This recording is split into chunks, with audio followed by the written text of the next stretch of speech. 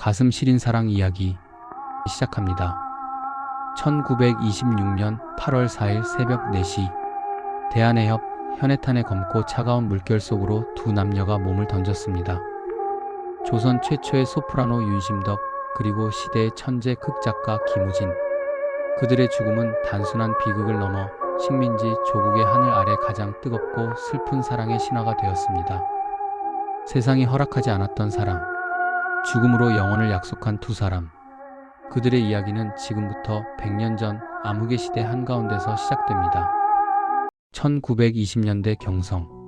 자유와 억압, 낭만과 절망이 뒤엉킨 혼돈의 시대였습니다.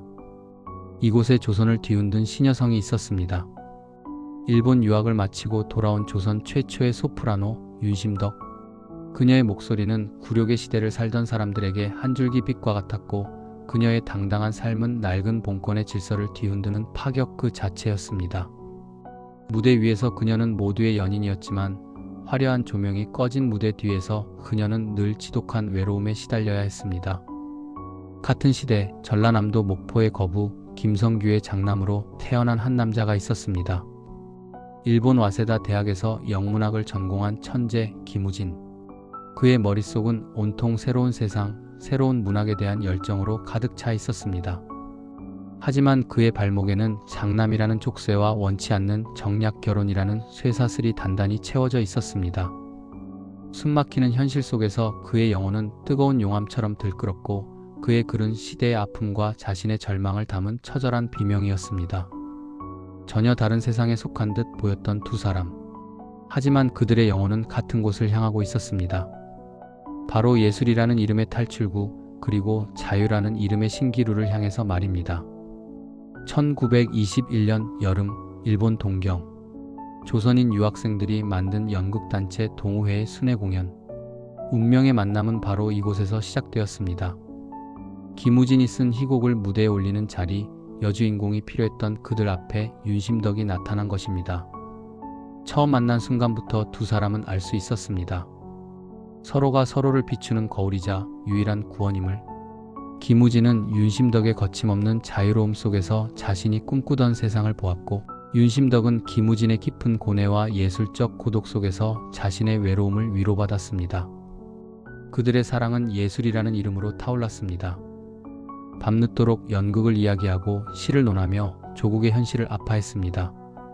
세상의 모든 언어를 동원해도 부족할 만큼 서로에게 깊이 빠져들었습니다. 김우진에게 윤심덕은 단순한 연인이 아니었습니다. 그의 닫혀있던 예술 세계를 폭발시킨 뮤즈였고, 숨막히는 현실을 잊게 해주는 유일한 안식처였습니다. 윤심덕에게 김우진은 처음으로 자신의 맨 얼굴을 보여줄 수 있는 단 한 사람이었습니다. 화려한 소프라노라는 가면 뒤에 숨겨진 여린 영혼을 알아봐준 유일한 동지였습니다. 하지만 동경에서의 시간은 짧았고, 그들 앞에는 넘을 수 없는 현실의 벽이 가로놓여 있었습니다. 김우진에게는 목포의 아내와 자식이 있었고, 윤심덕은 조선으로 돌아가야 할 몸이었습니다. 짧은 만남 끝에 찾아온 기나긴 이별. 그들의 비극은 이미 예고되어 있었습니다. 조선으로 돌아온 윤심덕, 목포의 집으로 돌아간 김우진. 몸은 헤어졌지만 그들의 영혼은 수없이 많은 편지를 통해 서로를 붙들었습니다. 김우진은 윤심덕에게 보낸 편지에 이렇게 썼습니다. 나의 머리는 당신에 대한 생각으로 가득 차 있소. 고요한 밤이면 당신의 목소리가 들리고, 눈을 감으면 당신의 얼굴이 떠오르오. 이것이 사랑이 아니라면 세상의 사랑이란 무엇이겠소? 그의 편지는 숨막히는 집안에서 그가 쉴 수 있는 유일한 숨구멍이었습니다. 윤심덕 역시 답장을 통해 자신의 모든 것을 털어놓았습니다. 사람들은 나의 노래에 환호하지만 제 영혼은 텅 비어 있습니다. 이 텅 빈 공간을 채워줄 수 있는 사람은 오직 당신뿐입니다. 보고 싶습니다. 당신의 글이, 당신의 눈빛이, 당신의 모든 것이 그립습니다.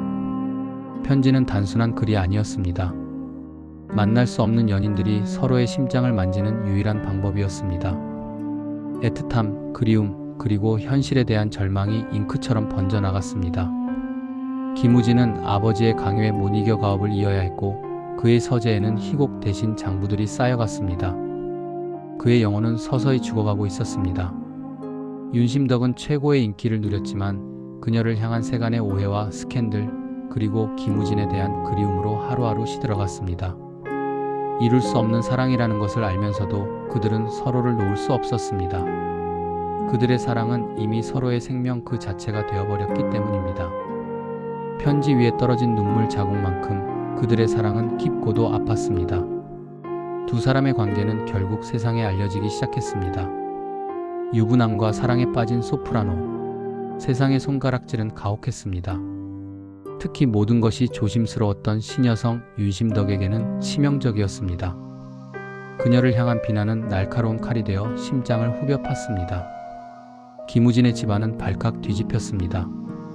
가문의 명예에 흠집을 냈다는 아버지의 분노는 하늘을 찔렀고 김우진의 모든 활동을 감시하고 통제하기 시작했습니다. 그가 사랑했던 연극과 글쓰기는 금지되었고 그는 집이라는 이름의 거대한 감옥에 갇힌 죄수나 다름없었습니다. 그의 절망은 극에 달했습니다.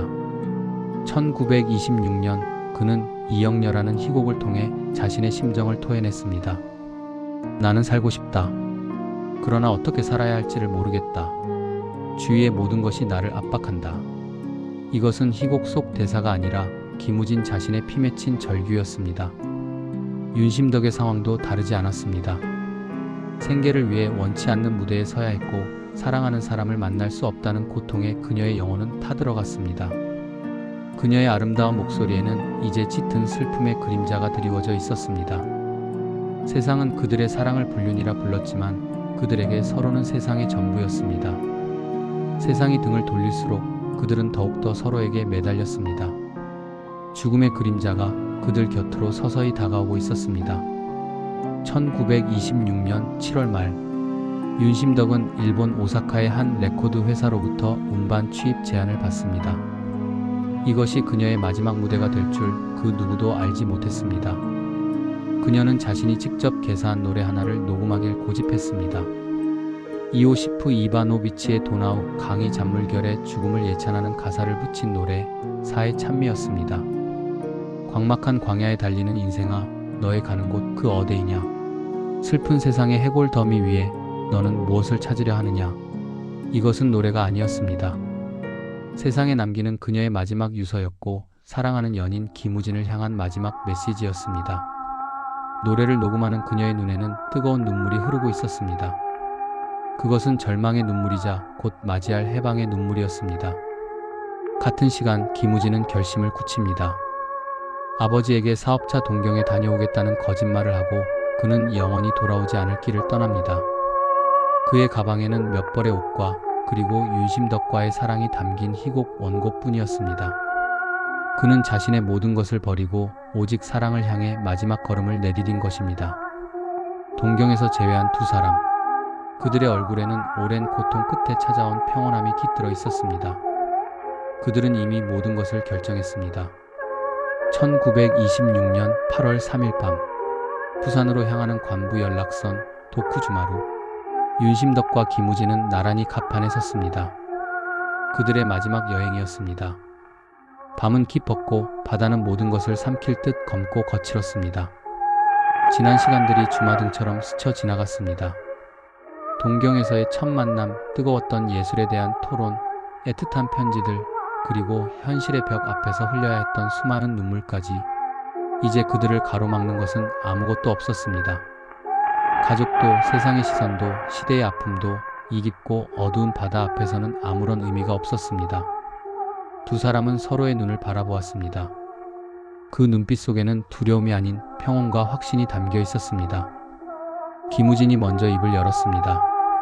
심덕, 지금 이 순간 행복하오? 윤심덕은 희미하게 웃으며 답했습니다. 행복해요. 당신과 함께라면 죽음조차 행복해요. 그들은 서로를 부둥켜 안았습니다. 그것은 이별의 포옹이 아니라 영원한 하나가 되기 위한 약속이었습니다. 새벽 4시, 배의 모든 승객이 깊은 잠에 빠진 시간. 두 사람은 망설임 없이 차가운 현해탄의 물결 속으로 몸을 던졌습니다. 하나의 그림자가 되어 영원한 자유를 향해 그 어떤 방해도 없는 오직 둘만이 존재하는 그들만의 세상으로 마지막 항해를 떠난 것입니다. 두 사람의 동반 자살 소식은 조선 전역을 충격에 빠뜨렸습니다. 누군가는 그들의 죽음을 무책임한 정사라 비난했고 누군가는 시대가 낳은 비극이라며 눈물 흘렸습니다. 분명한 것은 그들의 이야기가 단순한 스캔들을 넘어 하나의 전설이 되었다는 사실입니다. 그들이 세상을 떠난 후 윤심덕이 마지막으로 녹음한 사의 찬미 음반이 발매되었습니다. 이 노래는 공전의 히트를 기록하며 암울한 시대를 살던 청춘들의 심금을 울렸습니다. 그것은 죽음을 찬미하는 노래가 아니라 죽음으로써라도 완전한 사랑과 자유를 얻고 싶었던 두 영혼의 처절한 외침이었습니다. 100년의 세월이 흐른 지금, 우리는 다시 묻습니다. 그들의 선택은 과연 무엇이었을까요? 현실로부터의 도피였을까요? 아니면 가장 완전한 형태의 사랑이었을까요? 정답은 아무도 알 수 없습니다. 다만 한 가지 확실한 것은 그들의 슬프고도 아름다운 사랑 이야기가 사의 찬미라는 노래 속에 영원히 살아 숨쉬며 우리의 가슴 속에 끝나지 않은 노래로 울려 퍼지고 있다는 사실입니다. 세상이 허락하지 않아 죽음으로 완성해야 했던 사랑. 그들의 비극은 그래서 더 눈부시게 아픕니다.